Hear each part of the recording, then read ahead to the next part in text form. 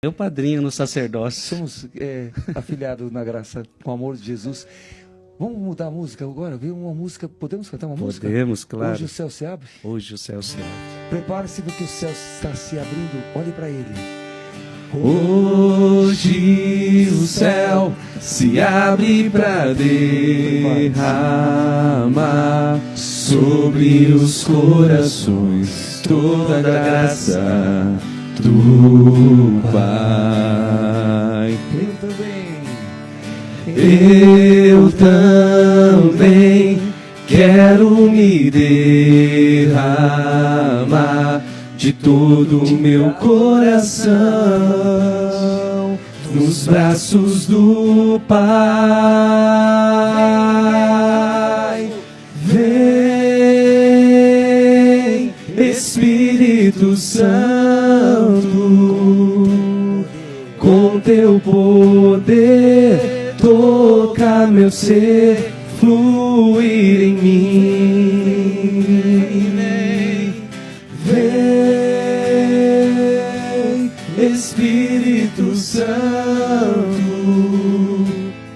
com teu poder toca meu ser, fluir em mim. Hoje eu quero ter um novo coração pelo teu poder renascer. Hoje eu quero ter um novo coração pelo teu poder renascer.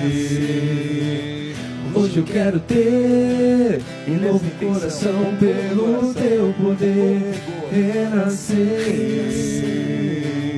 Hoje eu quero ter um novo coração pelo teu poder renascer. Obrigado, Jesus, porque o teu Espírito já está aqui abrindo os nossos corações. É o Espírito Santo que abre os nossos corações para acolher Jesus. Sem o Espírito Santo nós não podemos conhecer Jesus. É o Espírito Santo que gera Jesus em nós.